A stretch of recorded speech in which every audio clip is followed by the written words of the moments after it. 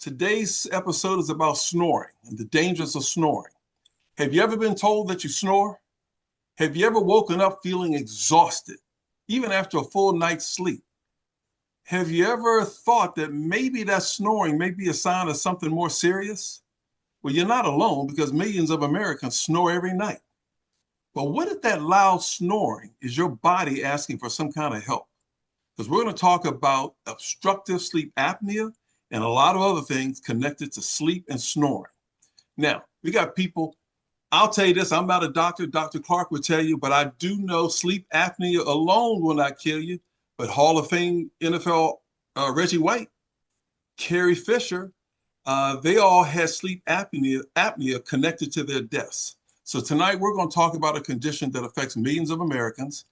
And one of the things I learned about these podcasts is that people watch these podcasts. I get stopped in public and we are saving some lives and we are making people go to the doctor.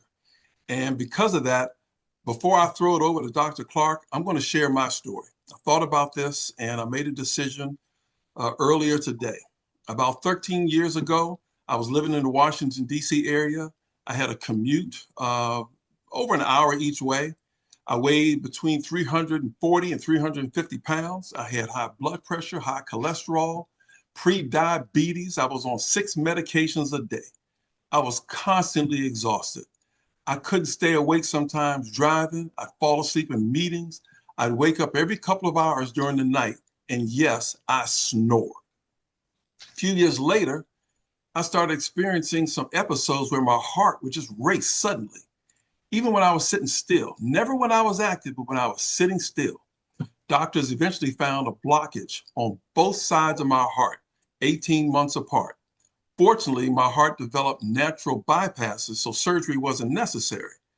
But that was a wake-up call. So I started exercising, changing my diet. I lost 70 pounds, and I underwent a sleep study. The results of the sleep study shocked me. I found out that I was stopping breathing 70 times every hour. And let's think about that. 70 times an hour means more than once every minute while I was asleep, my breathing stopped. So in medical terms, that was something that is just considered severe sleep apnea. And Dr. Clark would talk about that. So why am I doing that show? Or why am I sharing this? Is because somebody's going to watch this show and they're going to say, you know what? That's me. And they're going to go get a sleep study and maybe they can save their life. So Dr. Clark, welcome to the show. But here's a question for you before we even start. If a patient comes in your office and they have an AHI of 70, what are your immediate concerns? Welcome to the show, Dr. Clark. Good evening. Thank you very much, Gary.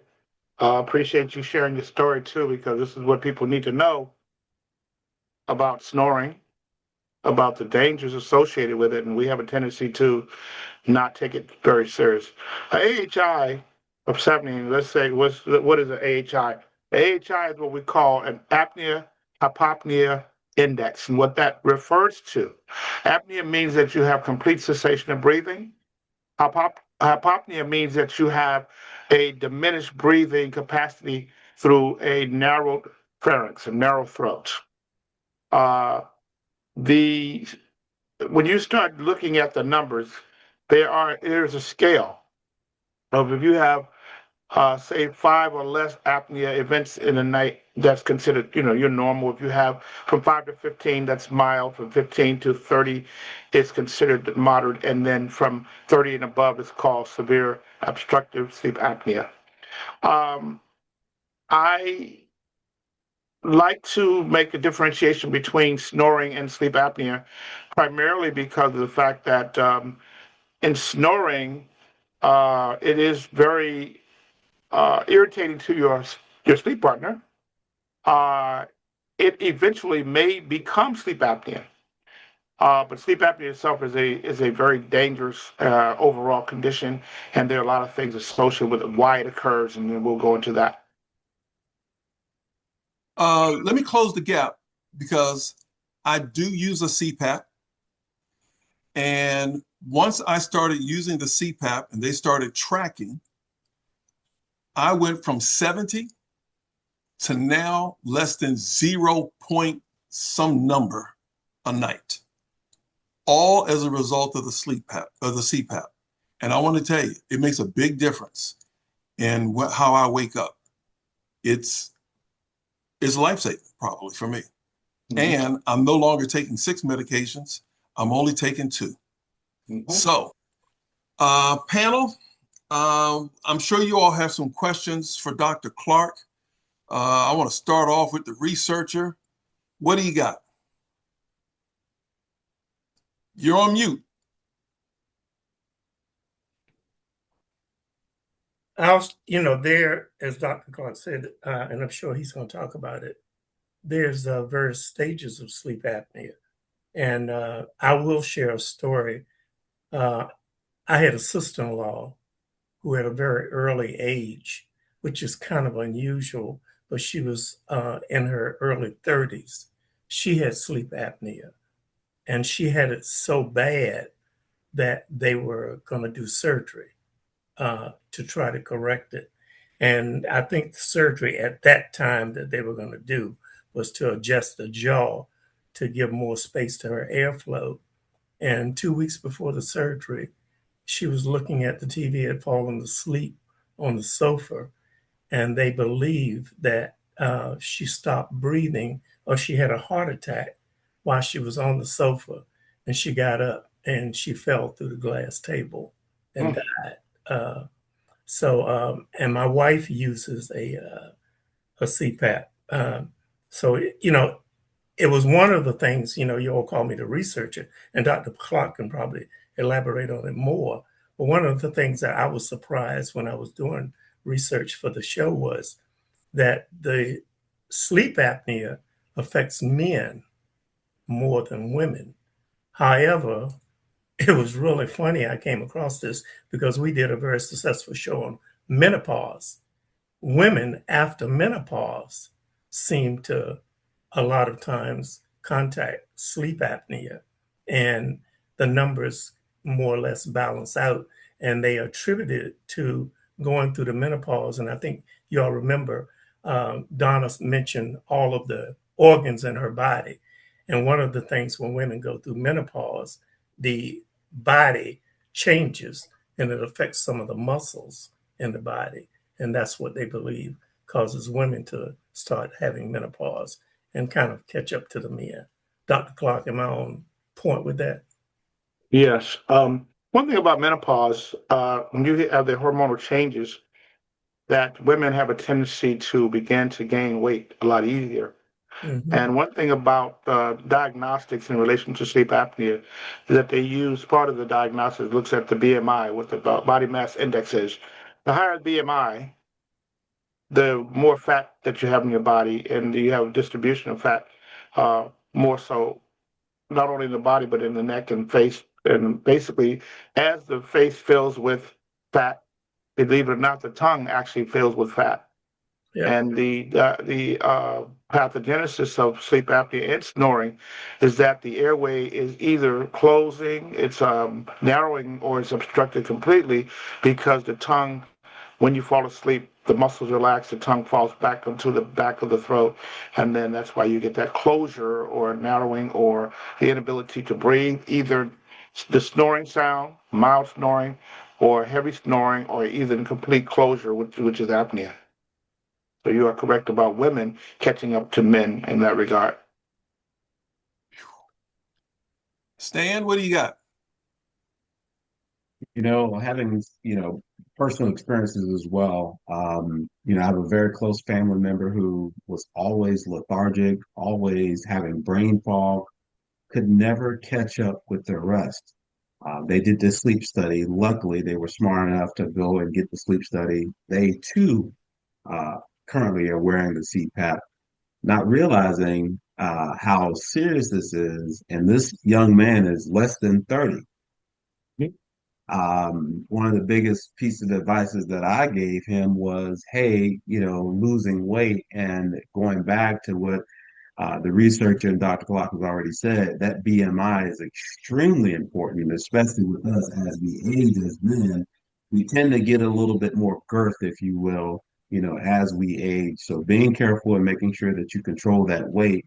I also went a little bit deeper, and Dr. Clark, you can help us out with this in terms of how do we cope with this snoring? We're talking about the deep snoring, consistent snoring, not just when you snore when you're really, really tired once in a while, but we are talking about that deep, consistent snoring.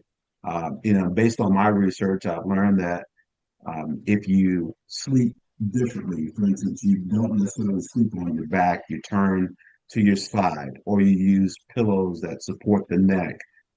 You don't drink, and of course, reducing that BMI or reducing the weight has been known. Of course, using the CPAP machine have been known to truly reduce the risk of that sleep apnea. And so, Dr. Clark, if you wouldn't mind sharing a few insights regarding the cures or things that we can do to lessen that deep snoring, if you will. Let's talk particularly about the CPAP itself. Why is it used? Why is this considered the gold standard? That's because, and you did bring up certain things about the BMI. Person might shift the way they sleep to open up the airway, but we find that people who have severe chronic sleep apnea, even if you shift the way you sleep, a lot of times you don't open up the airway, and the apnea does not go away. Now, if it's just snoring or loud snoring, sometimes that does help. But having said that, the and I'm going to bring a couple of things into play that we don't take into consideration. You mentioned about we get more girth. So that takes me back to some of our discussions on some of our earlier podcasts. We discussed metabolic diseases. And we talked about the consumption of carbohydrates and how it leads to the weight gain. So you see people, especially men, as we get past 30 and 40, we begin to see that we gain a lot of weight. Those are the types of things. If you see a person who's, say, 25 years old, who's 6 feet tall and 200 pounds, and next thing you know, he's 10 years later, he's 6 feet tall, but now he weighs 275. That person has put on a lot of extra weight, a lot of fat build up, and you get a lot of fat development in the neck and face and whatnot. Um, and what you also see when and Gary brought it up about himself in terms of what his medical condition was, his weight and the pre-diabetes and the blood pressure issues. All these things are made worse by gaining weight, first of all, by having uh, BMI that's out of control, by having high blood sugar, by having hypertension. So when you combine all those things together, and then you have a person whose weight is out of control, they are a prime person who you're going to see who's going to have sleep apnea. Um, and as Gary stated, a lot of the things that he did to modify his health in terms of losing weight, in terms of changing his diet, a lot of things that he did are the exact things that we need for people to do when they start looking at the fact that I've been diagnosed with chronic sleep apnea. The problem with sleep apnea is that a lot of people snore.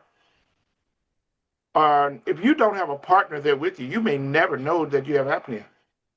You may not even know that you snore, because half the time people who don't live with another person, when you ask them, do they snore? The answer is typically going to be no. So that the statistics are as follows. In the world, there are probably 1 billion people who have obstructive sleep apnea. In America, there are about 30 million people. There are only about 6 million that are diagnosed. Now, I will say this, even if you do get diagnosed, and they do the sleep study, they determine that, you might be a candidate for a CPAP. And CPAP means continuous positive pressure, airway pressure.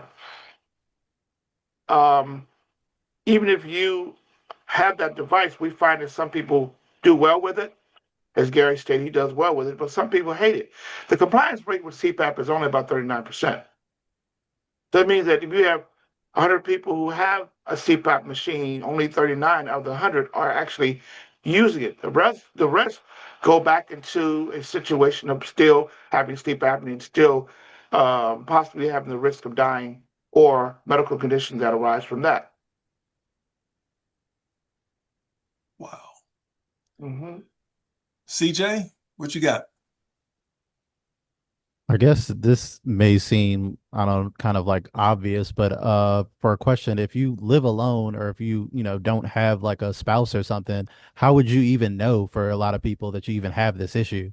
A lot of people don't monitor their own sleep or would even know that they're snoring or have like a sleep apnea problem if you have no one to tell you or if you're not somehow monitoring your own sleep. I would say that now a show like what we're doing today is going to be very helpful to a lot of people who will be able to see it. But from a symptom standpoint, um, one of the signs that you may have problems, or what we call sleep disordered breathing, is if you wake up all the time with your mouth completely dry, So, you're probably mouth breathing.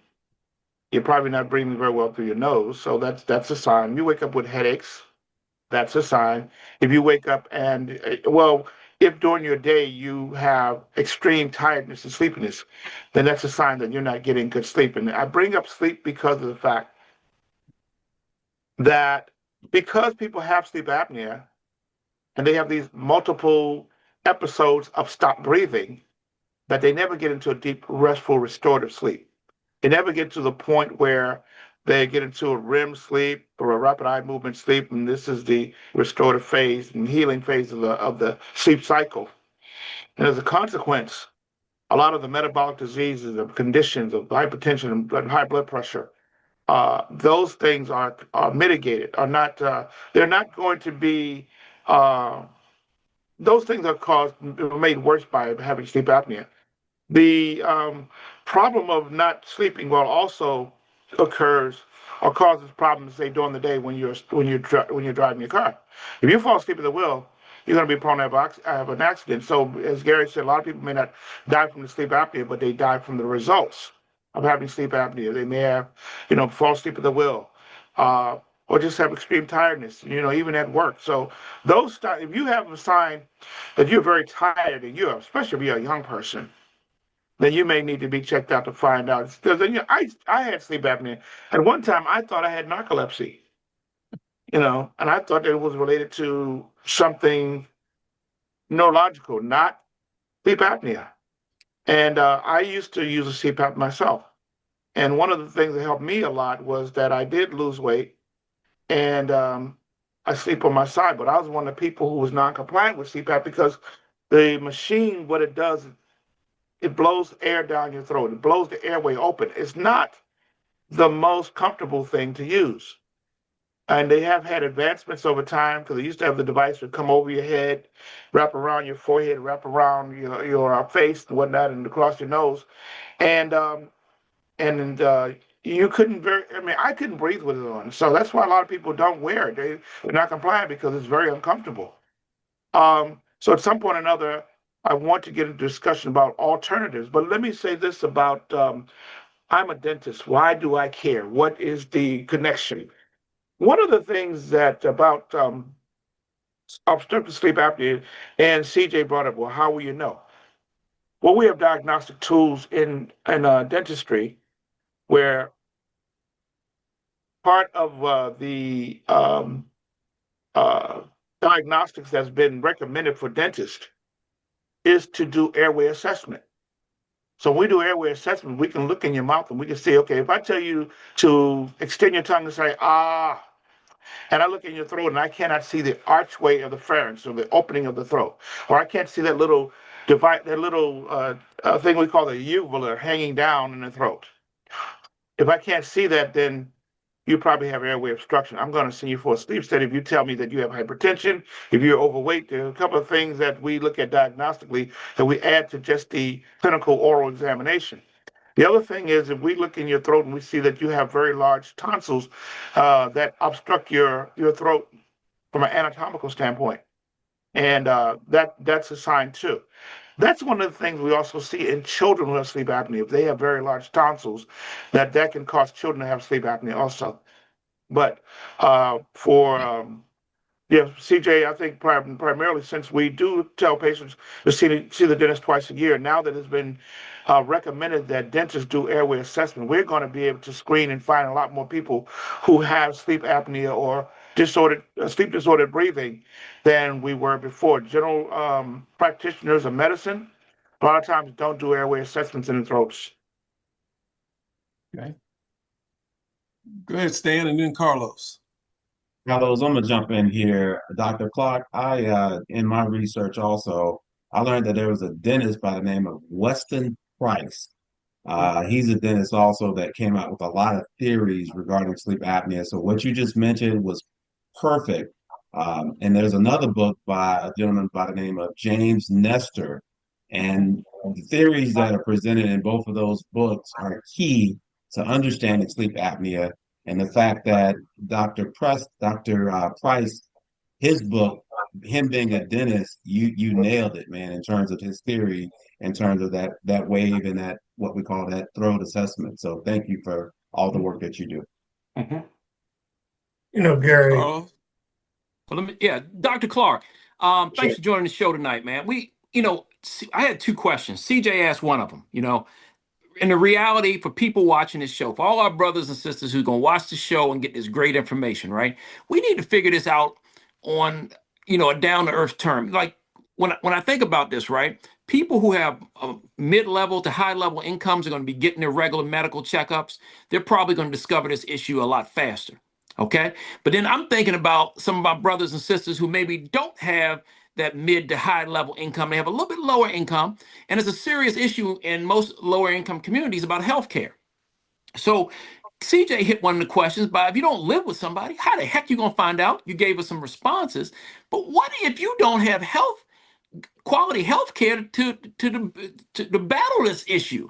I mean, what condition, what is the thought process for someone who does not have health insurance, who may have this condition, but just doesn't have the means to fight it and battle it? What are your suggestions? What can we do to help our brothers and sisters out there? So I believe that we know that there are health disparities in poorer populations because of lack of access to care, lack of access to insurance. CJ always brings up the problem of not having access to insurance. And it depends on where you are in the country too, because certain states have good insurance for underserved populations, and some states have little or no insurance. So unfortunately, in those places, uh, those people are going to suffer from the same thing they suffer in relation to any type of uh, diseases, chronic disease and whatnot. So sleep apnea is just another one of those things. We talk about a term we use, social determinants of health. And social determinants of health speaks to those type of socioeconomic conditions that exist that say whether or not you're going to have a high level of health or a lesser or low level of health. And if you are someone who lives in, say, a rural area where you don't have a hospital nearby, and there's not good insurance, you don't have jobs that have insurance-based, job-based insurance, those people tend to have a higher level of lack of health access to healthcare. And a lot of things are not spoken about, but when we look at what Medicaid looks like in this country, Medicaid is the insurance of last resort for people who are underserved populations. One of the things that the Affordable Care Act created, even in the so-called red states, when it created access to care for people who previously had not had access to health care. A lot of those people now have access to care if those states enact what they want to call Obamacare. But that's what the bigger issue has always been. Universal health care would be something that would allow people, irrespective of what their um, socioeconomic status is, if they live in rural areas or uh, impoverished areas of cities and whatnot, that would ameliorate that or eliminate that altogether. But that's something that we have a country that has not had a willingness or commitment to taking care of the underserved population to the extent. So sleep apnea is something that falls by the wayside. Hey, Dr. Clark, let me follow up that real quick before I turn it back over to the guys, okay? So if this is the reality of what's going on here with sleep apnea, what are a couple best practices that people, when they watch this show, they might say, man, this is serious, but I don't have health insurance. I don't live with anybody. How will I know? Are there any best practices? I mean, it sounds like to me, if you keep a proper weight and go to the gym, you might have a better, option or for better health. Is that true? Or is it anything you could suggest to people to do on a regular daily basis that may help with this disease? Let's say this first of all. There are a vast number of people who live in areas where there are not gyms. Hopefully, they walk a lot or they use, some form of exercise and they are, they're conscientious about these type of things. But you hit it right on the head because sleep apnea a lot of times is maybe a tertiary symptom of chronic disease. In other words, you may already be overweight. You may already be diabetic or pre-diabetic before sleep apnea is even discovered. Sleep apnea also is not something which is age specific because it can be in any age group. So you can have a 16-year-old who is overweight and may have sleep apnea. You may have a 5-year-old who has enlarged tonsils and sleep apnea. You may have someone who has all the money in the world but lives alone, but nobody would know it. So we have so many different reasons as to why we have so many people who have sleep apnea is undiagnosed, untreated, and not having access to health care is one of the bigger things, but also lack of knowledge about obstructive sleep apnea. And I think the problem is that snoring has always been considered kind of something to laugh at. And snoring is nothing to laugh at because snoring literally is cutting off oxygen flow to the brain, cutting off oxygen flow to the body.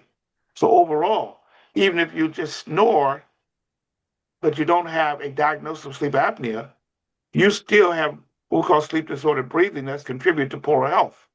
So you may never get sleep apnea, but your snoring itself might contribute to weight gain or diabetes or hypertension and the downline effects of those type of things.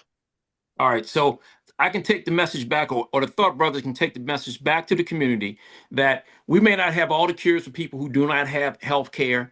We may not have all the answers for people who don't live close to reliable health care if they live in a rural area. But we can say that if you eat better and exercise more, you can lower the odds that you'll be subjected to this disease. Is that correct? The other thing is snoring should be something which alerts you to a possibility of sleep apnea. So anybody who snores should be assessed.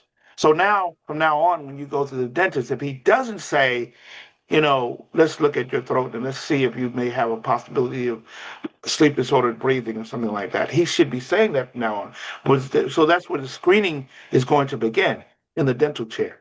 So as painful as it may be, we have to tap our wives on the shoulder and tell them that they're snoring and we got to do something about this. And vice Or at versa, least get it sir. checked out. And vice versa, Wish us sir. luck. Don't just go to the next bedroom and go to sleep because your spouse could very well be having a very serious health issue and you take That's it for right. granted because, hey, let me leave the room so I can get some sleep because she's snoring too loud. You want her to be around. Thank you, Dr. Clark. All right, man. He got my Yes. questions answered. We're gonna take it back to the streets. Go ahead. Who we got up next, Gary? I got some questions that people have sent in, and I'm looking at the questions. We've answered most of them, but another question here is, I think answered this one. How is sleep apnea diagnosed? What are the most effective ways to treat sleep apnea? I think we've addressed that. How can obstructive sleep apnea lead to death, and how common is this? So I would say that the primary cause of death may not be sleep apnea, but the secondary cause of death, it may be sleep apnea, but the primary cause may be a stroke. Or heart attack. Primary cause may be hypertension. Your blood pressure is elevated because you're not getting enough sleep. and you stop breathing. You're not getting enough oxygen. One of the things when you have sleep apnea too is that you build up carbon dioxide in the body. And in order for the body to, what happens is when the carbon dioxide level builds up so high because you're not breathing, it sends a signal to the brain to send a message down to the muscles of the chest, the intercostal muscles, to exert enough force to force the airway open. So even though you may not die specifically from sleep apnea, you can definitely die from those things that you can definitely die from conditions that sleep apnea is contributing to.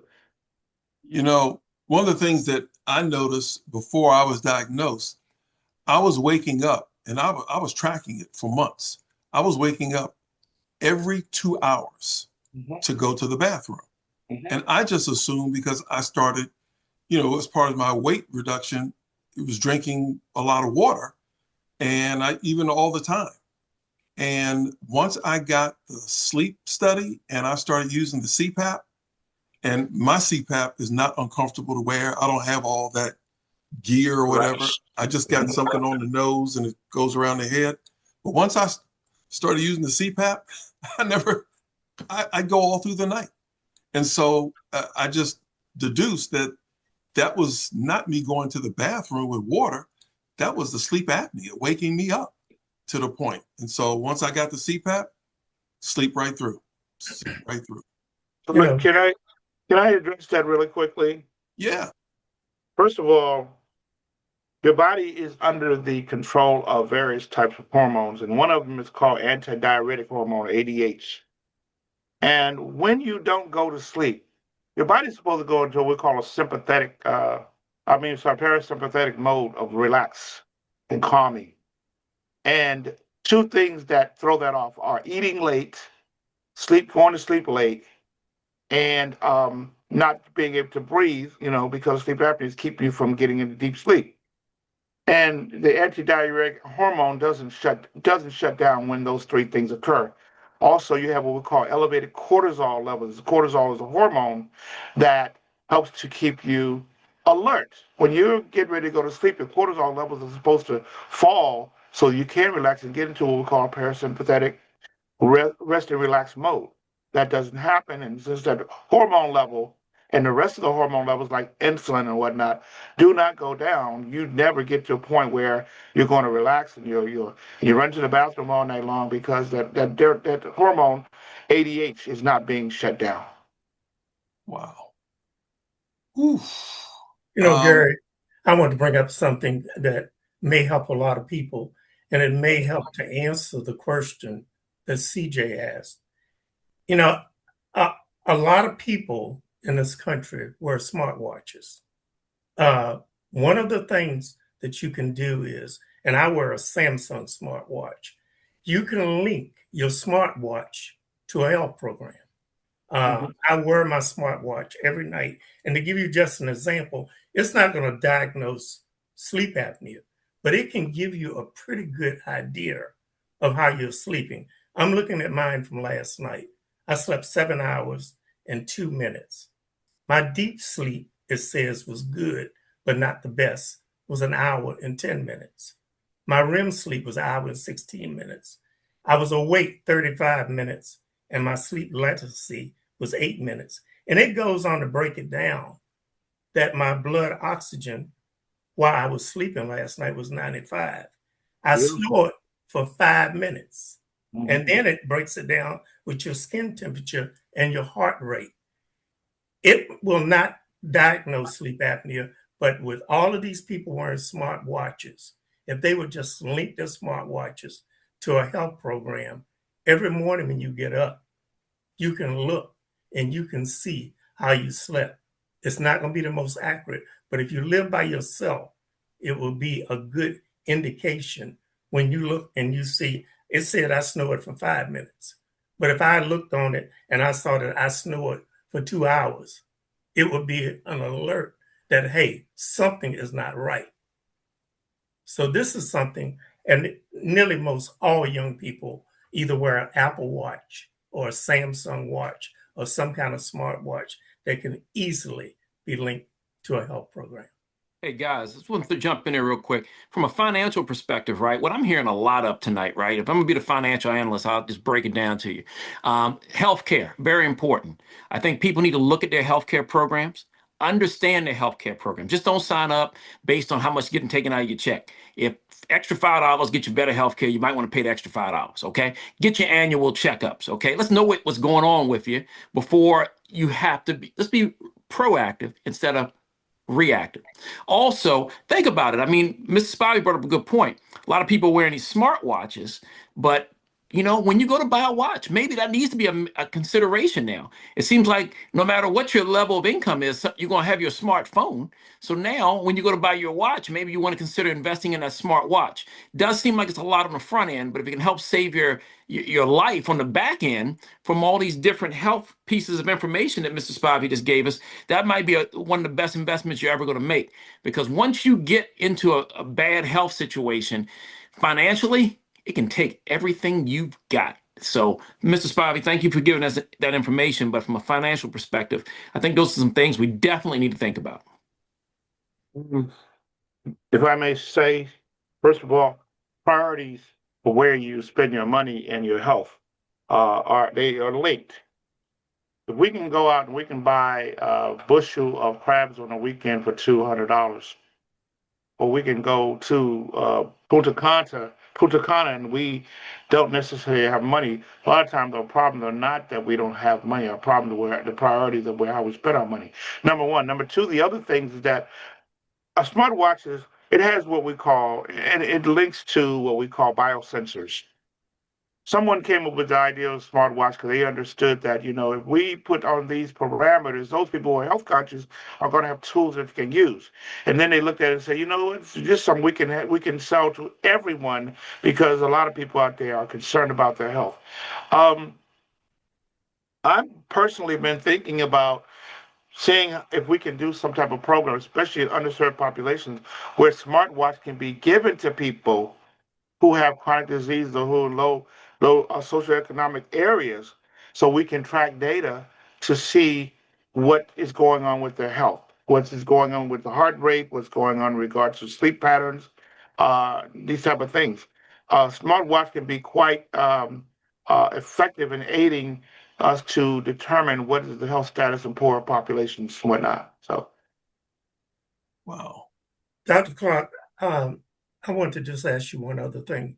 When I was doing my research, I came across there's two types of sleep obstructive sleep, called a central sleep apnea, where the brain does not send the proper signals to your breathing muscles. Are you familiar with that? Yeah. I knew you would probably ask that question, sir.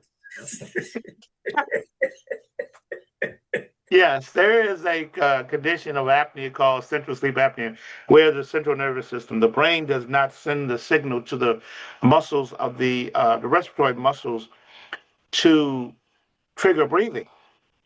And so that's a medical condition that has to be addressed in a different way. You can't see the airway is not closed when that happens. The airway is open. You just don't have the signals that say, breathe. Muscles cause the respiratory efforts that you need to breathe going on. So that's a medical condition that has to be, managed in the hospital. And the thing of it is, not everyone is suitable for it, because my wife uses a CPAP, and when she heard about it, I think it's called a hypoglossal stimulator, and Yes, she tried to she talked to her doctor about it, because it's just a small little thing that they put under the skin in the chest, very similar to a pacemaker, and she was not eligible for that right. type of implant. So that's in the treatment modalities for sleep apnea. So we talk about patients who have either mild, moderate, or severe sleep apnea. If you have severe sleep apnea, let me grab my phone and let this person know I'm going to call them back. If you have severe sleep apnea, then the gold standard is to use a CPAP. If you have mild to moderate sleep apnea, then the alternative, and I was going to bring this up because in dentistry, we make oral appliances we call mandibular advancement device. The lower jaw is called the mandible. The tongue, it falls back on the throat when you fall asleep. So what you're doing is literally shifting the lower jaw forward to keep the airway open. In mild, moderate sleep apnea, if you're a good candidate for that, they work very well. In fact, the compliance rate in that particular group is about 90% versus 39% for CPAP. Some people who have CPAP can actually use a mandibular advancement device too if they're a good candidate for it. The hypoglossal nerve stimulator is, as you said, an implantable device that is implanted in the hypoglossal muscle. And hypoglossal just means under the tongue. And what it does is send a mild electric shock to the tongue when your airway is closed off, when you're not breathing, and the oxygen level starts to fall, and the CO2, carbon dioxide level starts to elevate. It sends a shock to the tongue, and you don't feel it because it's very low dose, and it opens the airway up. So if you have health conditions, pre-existing conditions, respiratory conditions, that sort of thing, or weight issues, hypertension, you may not be considered a good candidate for that type of therapy. Yeah. Mm-hmm. Dr. Clark, if someone is watching this show and the light bulbs are going off and they either know or strongly believe that they have sleep apnea, what should they do? Well, now that we can talk to your dentist, the dentist is what he's going to do is he's going to send you. I'm going to look at your airway and I'm going to say, your airway is obstructed because of A, B, C. You need to talk with your primary care physician, and he's going to get you a sleep study done. Why the primary care physician? Because a dentist cannot diagnose obstructive sleep apnea, even if you feel like they have it. And a medical doctor cannot prescribe or deliver a mandibular advancement device. So we have to be married in terms of providing that type of therapy. That type of therapy, in some instances, is going to overcome CPAP anyway. But the primary concern, if you're concerned about it, when you go to your primary care doctors on an annual, biannual basis, you can ask the question, and they can, have you to do a sleep study, and they can make a determination as to whether or not further treatment or therapy is needed. That they're going to look at how do we modify this person's health, and that's why I like to use lifestyle medicine, because a lot of things that people do in terms of their lifestyle, in terms of their diet, nutrition, exercise, these type of things, can modify the person's BMI, can modify their fat distribution, or I should say, around their body, so that the sleep apnea may very well be modified or go away without any type of intervention with devices. You mentioned lifestyle changes, and you mentioned that about 2 or 3 times. Is there any one lifestyle change that people should, generally speaking, that people should make?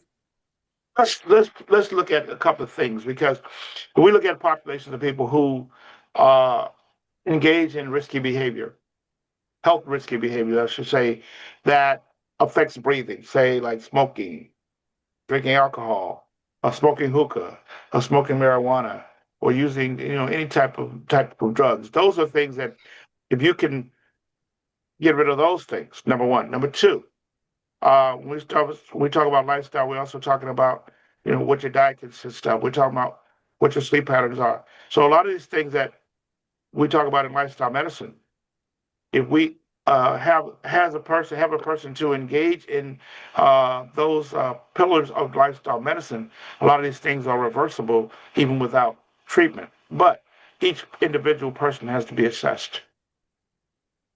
Okay. I want to go out before we close out, just see what kind of takeaways the fellas have as a result of this discussion, because we'll probably end up having another show down the road. Stan, what's your takeaway? This has been a very informative show. My takeaway is I had no idea the number of Americans that were actually suffering from sleep apnea. I thought it was a one-off, one person here, one person there. To learn that anywhere between 20 and 40% of Americans are dealing with this is significant. And then piggybacking on what Carlos mentioned earlier, the financial impact is tremendous. Our health is our wealth. What we don't invest in, we will lose. So when we're making our financial decisions, when we're making decisions regarding where we vacation, but we fail to make the investment in terms of our health, it's detrimental to not only ourselves, our family, but also our entire communities. So, word to the wise for all those that are listening. I know a lot of brothers listen to us every week. If we're going to enhance and prepare our community, we have to start with our health. So, Dr. Clark, thank you again for your input. Okay. CJ, takeaway. My takeaway would be that we need Medicare for all in this country because there's a large population of people that can't afford Apple Watches or fancy insurance or many of these other things that seem like they're kind of necessary to, like I said, prevent these ongoing health issues. And as you said, to be preventative rather than reactive to your health problems. But as Carlos pointed out, in the United States of America, uniquely, one health problem could just bankrupt you and just ruin you financially for the rest of your life. Even if it's something that had nothing to do, with your choices at all, you could just get cancer and just be financially ruined. And until we have politicians that, as I think Mr. Spivey pointed out, that have a willingness to actually take that on and that issue, and we're not really going to have a lot of progress. And that's why these big insurance companies, they donate to the Republican and the Democrat, and that's why there's no traction on this issue on either side, because many of the Democrats take the same money from the same companies. Those companies hedge their bets. They buy the Republican, they buy the Democrat, and no matter who wins the election, health insurance wins, and then we never get Medicare for all. So until we kind of address that, we're going to be stuck in this position of a lot of people just not being able to get the necessary care that they need. Okay, thank you. Carlos. Be proactive with your health instead of reactive. Easier said than done, but if you do your part of, especially if you have the means and you have the insurance, get your annual checkup, okay? That's going to be a great place to start. Also, a healthier lifestyle is always going to help, right? Just getting some exercise, like Dr. Clark said, walking. If you can't, you don't have to have a gym membership, but can you get some excessive walking in? Can you get a better diet? You know what? Fried food is good, but I love grilled food too. And grilled is much better than fried. So think about your diet as well, but you got to be proactive instead of reactive. And if you're not, it can have a detrimental financial impact on you. So keep that in mind. That's my takeaway. Mr. Spivey. My takeaway would be, and what I would say to people is, the next time you think about, as Dr. Clark mentioned, that trip to Punta Cana, or the next time you think about Friday night going out to the club, just remember one thing. You can be the richest person in the world, but if you don't have good health, you are poor. And like I said, going on these trips or doing anything elaborate, go and buy yourself a smartwatch and set up with a Samsung program or an Apple program. Track what is going on with your health at night. And if you think anything is an alarm, get yourself checked out, because Gary will probably agree and tell you, we both had a friend of ours that watched one of our shows on prostate cancer. And he went the next week and got screened, and he had prostate cancer. Luckily enough, looking at the show, he caught it early enough and he was able to be cured. And he was at a function with Gary and I several months ago. Yes, sir. Dr. Clark, before I make any closing comments, I'll throw it over to you. Okay. So this country has 350 million people. Most of this country does not have adequate health care. Most of this country does not have adequate health care. The only way that we're going to see this thing get better, as CJ alluded to also, is going to come from a universal healthcare system in this country. It's going to be a type of thing where we need to um, have a better awareness system of health being given to people, and people being made more serious, more aware of the seriousness of health issues. Because I think we're a little bit cavalier about our health up to a certain point. I think we get to about 45 to 50 before we really get serious about health. And in fact, we live a lifestyle that's deleterious to health. We create most of our health issues between 20 and 40. We create our own health issues. They decided to give out what we call the Obamacare, what they call the phone, even though I think it was something which was instituted during the Reagan era. But when Barack Obama came in, and the phone was made accessible to a lot of people, and people want to call it their Obama phone. I think the same thing should be done with smart devices in underserved populations. Make those, if you're really that concerned. But I think that the bigger problem is that there's not a major concern about the vast number of these 350 million people who are underserved, underemployed, cannot afford gasoline prices, cannot afford food. We live in a country that doesn't show a real concern about its population of people. I'd say people all the time, 350 million people. I mean, we're not talking about the children because they don't work, but there are not enough jobs to go along. We have so many people living in rural areas of this country who don't live in major cities. We have people living in major cities who can't afford to live in major cities. So we have all kinds of social and health problems in this country that cannot be addressed because we have a country that only concerns itself about the wealthy. And unless people like myself and the gentleman here act in an advocacy role, of which this show is an advocacy program, then the type of things we're talking about are not going to be, they're not going to be able to be addressed properly to help people on the level that we should. Just to add on to that, not only is it the lack of jobs, but the jobs that are available, not all of them even offer healthcare. And the ones that do will strategically hire people and give them hours right under the threshold that they legally have to give them healthcare. I've been hired to jobs where if they would have scheduled me for 40 hours, they would have to give me healthcare. So guess what they would do? They would schedule me 39 hours every week or 39 and a half hours. And companies do that all the time in order to skirt having to give the employees the adequate health care that they need. Wow. You know, you're right, Dr. Clark. I am trying to make this show a show of advocacy.